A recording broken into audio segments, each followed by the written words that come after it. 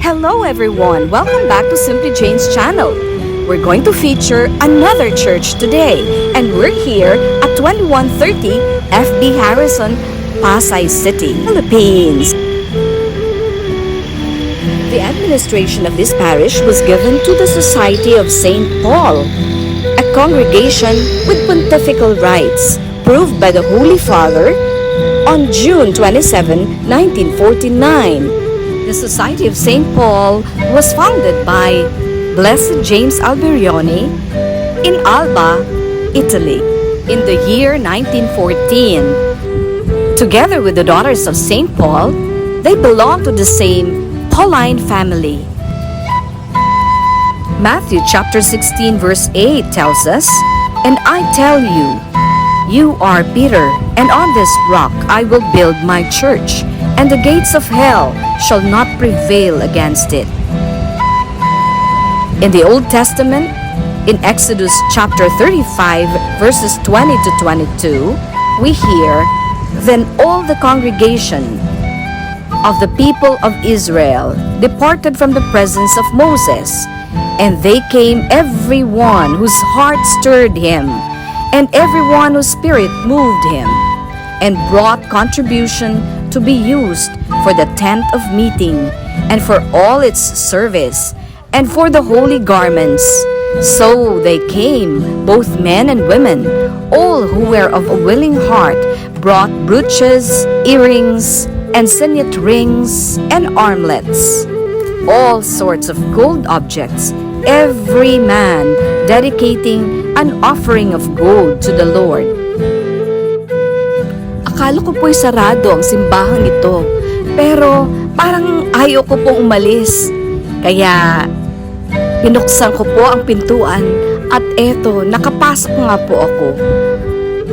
I was hesitating. Parang ayaw ko pang tumuloy. Pero eto po yung nabasa ko sa may bandang altar. Lakad lang. Huwag bibigay. Kaya dumiretso na po ako. May nagaganap po palang renovation dito. Napakaganda na nga ng simbahan, pero talagang pinapaganda pa nila lalo. Kitang-kita naman po ang ganda ng kanilang Stations of the Cross dito sa mga stained glass windows. So, siguro kung nakapunta tayo dito nung Good Friday o rin nung Holy Week, pero hindi pa po huli ang lahat. Araw-araw naman po pwede tayong mag-Stations of the Cross. Wow, napakaganda. At talagang kitang-kita po yung generosity ng mga parokyano dito. Kasi nakikita po yan, naaaninag, nasasalamin sa klase ng simbahan, meron ang isang parokya. Kung ang mga tao doon, the faithful, are generous in giving and sharing. Napakaganda po ng altar at ibig ko pong puntahan.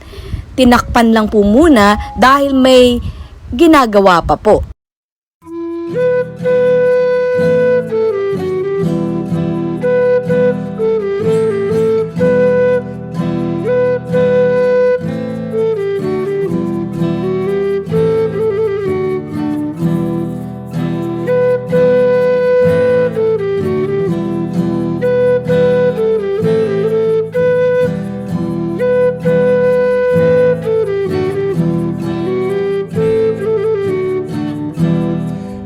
Meron po pala silang Pieta dito. Maliit nga lang po, pero nakikita mo talaga, eto ang tinding hapis ng ating mahal na ina nung natanggap niya sa kanyang mga bisig ang kanyang anak na si Jesus, na patay na. Eto naman ang resurrection. Tunay ngang maganda ang simbahang ito. Marami kang makikitang mga larawan na magpapaalaala sa atin sa lahat ng pagpapakasakit, pagkamatay at muling pagkabuhay ng ating Panginoong Hesukristo.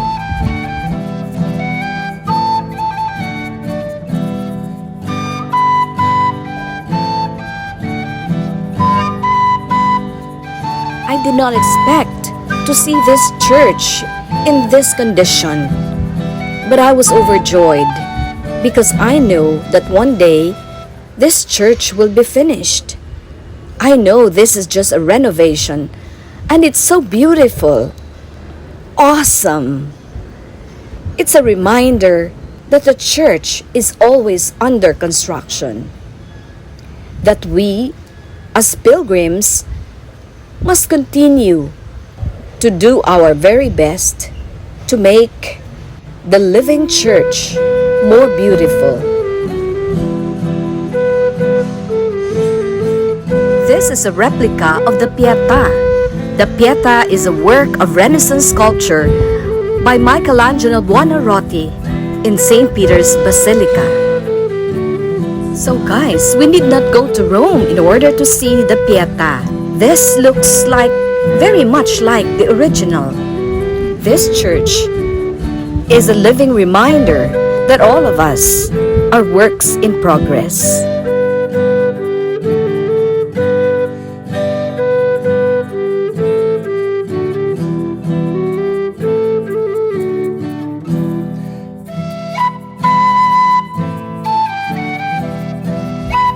Jesus, Master, way, truth, and life, have mercy on us. If you like this video, please give it a thumbs up and share it with your friends. Please comment down below for questions and suggestions. Thank you so much for watching. This is your host, Simply Jane, saying, God bless. See you on the next one.